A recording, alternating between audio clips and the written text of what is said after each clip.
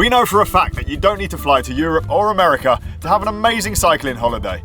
You can do it right here in the UK. Garmin agree with us, so they've sent us on a challenge to find the best mini cycling breaks right here in Britain. In this episode, we are in the Lake District, known because of the 16 bodies of water that are within it. Although, interestingly, only one of them is classed as a lake. So when people say the lakes, they're lying.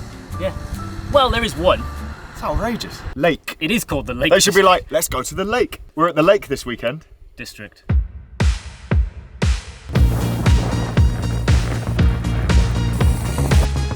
In terms of riding, the Lake District is absolutely savage. The climbs here are steep. This is the home of the Fred Whitten Sportive, which is renowned as the hardest ride you can do in the UK. If you're on a holiday cycling in the lakes, don't work on distance, work on duration. If the route is 35 kilometers, you'll be surprised how many hours it takes you to get around it. Which brings us to the first thing you want to do when you visit. The Northern Monsters. Let's go! One of our good friends, Toby, aka Cold Dark North, is quite well known for making routes in the Lake District. So we contacted Toby to give us some tips whilst we're in the Lake District. The first tip he gave us was a route that he calls the Northern Monsters. It's 3 climbs from the infamous Fred Whitten Sportive. The route starts relatively close to Keswick and can actually be done as a figure of 8 in 64 kilometers, which takes in both sides of all of the climbs. I would imagine that would take about 20 hours to complete. The 3 climbs are Honister Pass, Winlatter Pass and Newlands Pass, and all of them are massive. So be prepared for this ride, bring some food with you, and maybe choose some easier gears as well. Toby said if anyone wants some routing advice whilst they're in the lakes, they can contact him through his Cold Dark North Instagram page. He doesn't ask for any money, but he does ask for a donation to Women's Aid. So if you are coming to the lakes and want some routes, tap up Toby at Cold Dark North on Instagram. One thing you should know about the Lake District before you visit is that the weather changes every 10 seconds. It goes from rainy to windy to dry to snow to hail to still, all in the space of 1 minute. So you can't really prepare, sorry. Yeah, but it never does any of them at the same time. So if it's raining, it's not windy. If it's hail, it's not sunny. Is that a fact? Fact or speculation? Well, it's definitely not a fact. Ride the Struggle, one of the routes up Kirkstone Pass. Now this is a really famous climb. It's used as a hill climb yearly, and this year it's going to be the National Hill Climb Championships. It's about 4.5k long, 395 meters of elevation, so pretty punchy, but halfway through it there's a descent. It's going to make for a very interesting race this year, and perhaps not suited to the hill climb specialists. The climb starts down in Ambleside, which is a really nice town, loads of great food, loads of places to stay. It also gives you access to Hardknot Pass and Rhinos as well if you want to ride that, but definitely the standout climb and the more accessible one is here, the Struggle. In terms of climbs in the Lake District, this is accessible and a little bit more normal. Despite it being quite a long climb, it doesn't really go over 20%. Descending it is really nice as well, whereas some of the climbs that we'll see in today's video are just ridiculous. I don't care what you say, that's not like the easy one for people visiting the lakes. Just ride around the flat bit around the lake. Like, that is not accessible. Come on, gravel gearing as well. I was gonna say enjoyable. It's satisfying completing that climb, but it's definitely not for one if you're just like the kind of person that goes out on a hybrid bike for a little jolly. That's proper biking. There was a guy in a camper van halfway up, well, 2/3 of the way up, as I was struggling around the bend. You could see he was there going, yes, it is, isn't it? 4.64k, 31 minutes because we stood and chatted to a camera for a while. That's very pleasing. 444 meters of elevation. Have you seen what the profile looks like? This is your easy climb, Francis.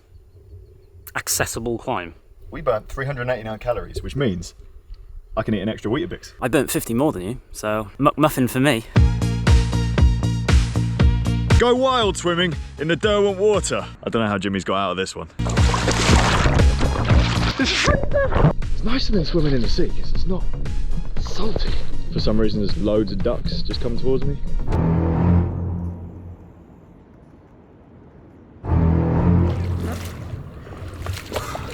Was that like Daniel Craig? Derwent Water is 5.4 square kilometres and it's just south of Keswick, very famous town, just over there. You can't see it. There's an insane amount of stuff to do here if you want to go kayaking, hiking, paddleboarding. I'm sure there's zip lines. We should find a zip line. There's no zip lines. there's no zip lines. But there's everything else you can imagine. So get down to the lakes, do this in bib shorts. It's actually quite warm. Don't talk about sock tan line. Check out the 30% climbs. There's 2 of these, hardest climbs on the Fred Whitten. You have Rhinos, not spelt Rhino, spelt W-R-Y-N-O-S-E, and Hard Knot Pass. They link into each other and they are absolutely savage. So be prepared. Gearing, food. I'm not exaggerating when I say they're ridiculous. I've seen people riding motorbikes struggling to get up these climbs, where they've tipped over when they're going around the bends because it's so steep. You will need to be careful on the descents. Don't let yourself build up too much speed if you're not confident, because braking can be an issue. Consider that to get here and create a loop, you're going to have to ride some other big climbs as well. So it's going to be a big day. However, I think it's worth it. If you ever have the chance to go and ride the Fred Whitten, I would thoroughly recommend it. It's an organised event, and I haven't actually done the official version, but Tobes from Cold Dark North planned me and a group of friends a route with all of the climbs from the Fred Whitten, plus 3 extra ones to make it extra spicy. It was one of the best and hardest days I've ever had on a bike. So if you can get down, go to the lakes, ride some climbs. They're hard, but well worth it. I think it's about to snow. It's been 35 degrees and negative 12 degrees. And well, what have we been here for? 10 minutes? Come to Cartmel and get the best sticky toffee pudding in the entire world at the Cartmel Village store. How many spoons would you like? 1 or 2 you're going to share? You ever had a sticky toffee pudding before? Of course I have. Everyone's had a sticky toffee pudding. I never have. It has been a hard day. Well, especially if you're cycling, you need the energy to keep you going. Yeah, we only need 1 spoon. That is really good. This is the Cartmel Village shop, and we are famous for sticky toffee pudding. We first made it 33 years ago. We're the first people to sort of make it in a take-home way. Before that, you could get it in restaurants and things like that, but we were the first people to publicise the fact that you could have it and take it home and eat it. That was the best sticky toffee pudding I've ever eaten. Or I was the only one, but it was really good. Fuel, carbs, 100 grams an hour. That's the Lake District. It is unbelievably beautiful, but incredibly savage riding around here. This is a new format for us, and we've got a couple more of these videos coming out over the next couple of weeks. Comment down below the places in the lakes that we missed. Don't forget to like, subscribe, comment, and all the other stuff. See you in the next one.